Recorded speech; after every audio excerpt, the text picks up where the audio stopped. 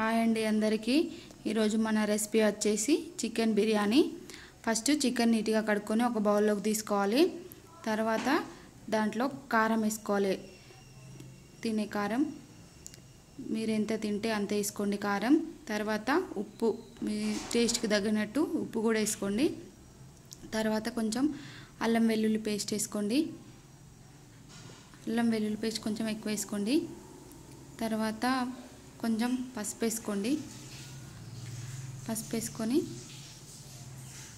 వేసుకున్న తర్వాత ధనియాల పౌడర్ యాడ్ చేసుకోండి. పచ్చి ధనియాల పొడి పొడి చేసుకుంటాం కదా, ఆ పొడి వేసుకోండి. తర్వాత వేయించిన ధనియాలు వేయించి మిక్సీ పట్టుకుంటాం, అది వేయించిన ధనియాల పొడి, ఆ పొడి కూడా యాడ్ చేసుకోండి. తర్వాత యాలకులు, లవంగాలు, దాల్చిన చెక్క మిక్సీ పట్టుకున్న పొడి, అదే మసాలా పొడి, చికెన్ మసాలా ఉంటుంది కదా, అది యాడ్ చేసుకోండి. తర్వాత విడిగా కొన్ని యాలకులు, లవంగాలు, దాల్చిన చెక్క, పువ్వు వేసుకోండి. వేసుకున్న తర్వాత కొంచెం ఆయిల్ వేసుకోండి. ఇక ఆయిల్ వేసుకొని, ఆయిల్ కొంచెం చాలా అవసరం లేదు, కొంచెం ఆయిల్ వేసుకొని మళ్ళీ తర్వాత వేసుకుందాం. ఇప్పుడైతే కొంచెం వేసుకోండి. తర్వాత మంచిగా కలుపుకోండి. మసాలా అంతా చికెన్ పీస్లకు పట్టేటట్టు మంచిగా కలుపుకోండి. మసాలా మంచిగా కలిపితేనే చికెన్ బిర్యానీ టేస్ట్ మంచిగా ఉంటుంది. మంచిగా కలుపుకోండి.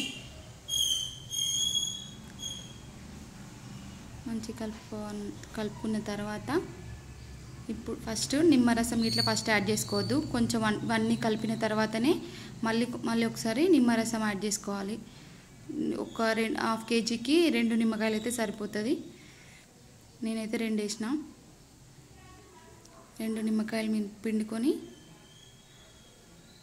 మంచిగా కలుపుకోవాలి. మళ్ళీ ఈ నిమ్మరసం అంతా చికెన్ పీస్లకు పట్టేటట్టు కలుపుకోవాలి. కలుపుకున్న తర్వాత పుదీనా, కొత్తిమీర, కొంచెం పుదీనా ఎక్కువ వేసుకోండి. టేస్ట్ స్మెల్ మంచిగా ఉంటుంది కాబట్టి టేస్ట్ కూడా మంచిగా ఉంటుంది. మంచిగా కలుపుకోండి. ఈ మసాలా అంతా, ఈ పుదీనా, కొత్తిమీర అంతా, నిమ్మరసం అంతా ముక్కలకు పట్టేటట్టు మంచిగా కలుపుకోండి. మంచిగా కలుపుకున్న తర్వాత పెరుగు యాడ్ చేసుకోండి. ఇప్పుడు ఫస్ట్ పెరుగు యాడ్ చేసుకుంటే మసాలా అంతా పీస్లకు పట్టదు, అందుకే లాస్ట్లో పెరుగు యాడ్ చేసుకోవాలి. పెరుగు యాడ్ చేసుకొని కొంచెం పెరుగు సరిపోతుంది, ఎక్కువ అవసరం లేదు. పెరుగు యాడ్ చేసుకొని మంచిగా కలుపుకోండి. బాగా మసాజ్ చేసినట్టు కలుపుకోవాలి. చికెన్ మొత్తం పట్టేటట్టు మంచిగా కలుపుకోండి. కలుపుకున్న తర్వాత ఒక 1 అవర్ పక్కన పెట్టుకోవాలి. మంచిగా కలుపుకొని 1 అవర్ పక్కన పెట్టుకుంటే సరిపోతుంది. ఫ్రిడ్జ్ ఉంటే ఫ్రిడ్జ్లో కూడా పెట్టుకోండి, లేదంటే బయటనే పెట్టుకోండి. తర్వాత ఎసరు కోసం నీళ్ళు పెట్టుకోవాలి. ఒక గ్లాసు బియ్యానికి 1.5 గ్లాసు వాటరు పెట్టుకొని దాంట్లో కొంచెం మసాలా దినుసులు, నేనైతే దాల్చిన చెక్క, లవంగాలు, యాలకులు వేసిన, పుదీనా, కొత్తిమీర వేసిన, కొంచెం సాల్ట్ వేసుకున్న తర్వాత ఆ నీళ్ళు మంచిగా మరగాలి. మంచిగా మరిగిన తర్వాత ఇప్పుడు రైస్ అందులో యాడ్ చేసుకోవాలి. ఒక 1 అవర్ ముందు నానబెట్టుకున్న బాస్మతి రైస్, కడిగి నానబెట్టుకున్న బాస్మతి రైస్ అందులో వేసుకోవాలి. కొంచెం ఆయిల్ వేసుకోవాలి పైన, ఎందుకంటే బియ్యం ఒకదానికొకటి అంటుకోకుండా ఉంటుంది.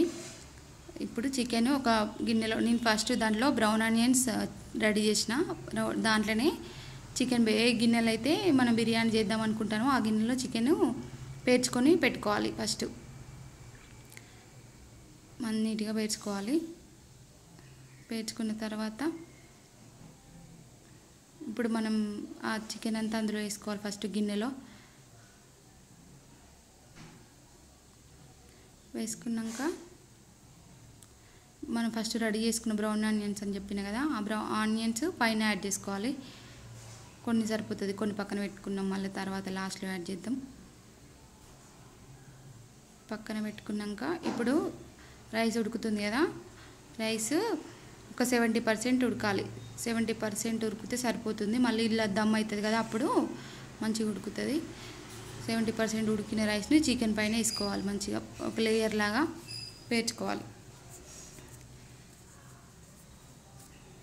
లేయర్ లాగా పేర్చుకున్న తర్వాత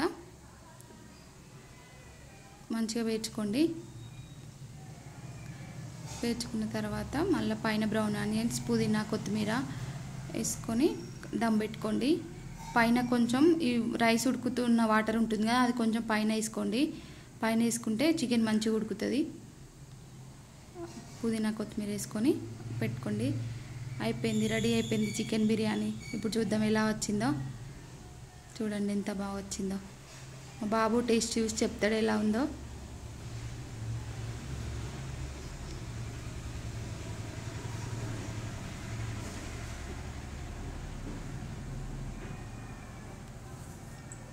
సరే బాయ్, మరి సబ్స్క్రైబ్ చేసుకోండి.